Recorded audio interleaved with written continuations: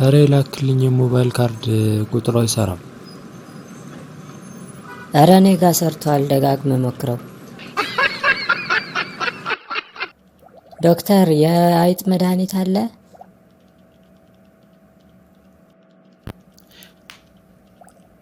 ምን ነው ታማብህ ነው?